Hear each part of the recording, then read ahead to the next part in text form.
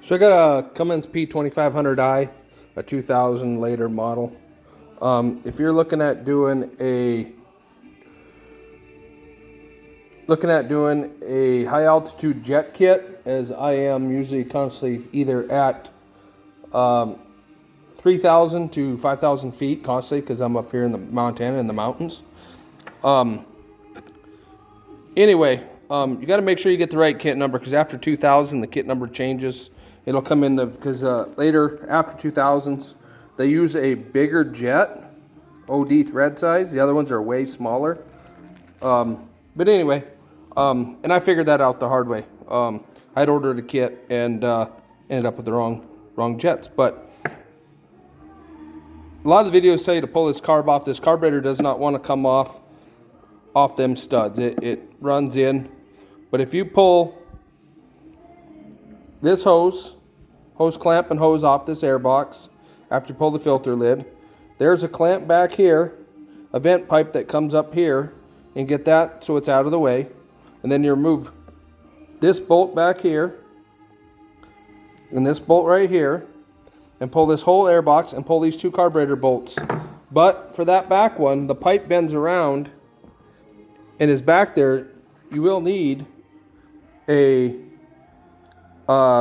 curved wrench or a stubby. This one is, of course you can see, it's a stubby. If you're good enough, you can get your fingers back there, and you can get that off, because this air pipe, this intake pipe, needs to go with that air box.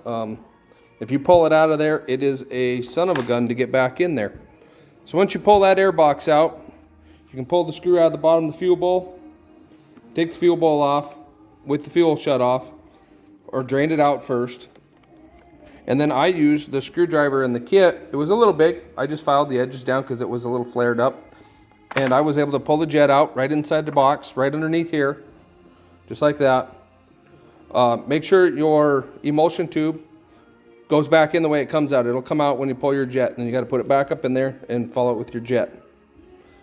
And then, of course, put your fuel bowl back on. Make sure your gasket is in your seal ring. The kit comes with O-rings. My generator only has about 65 hours on it. My O-ring, my seals were good.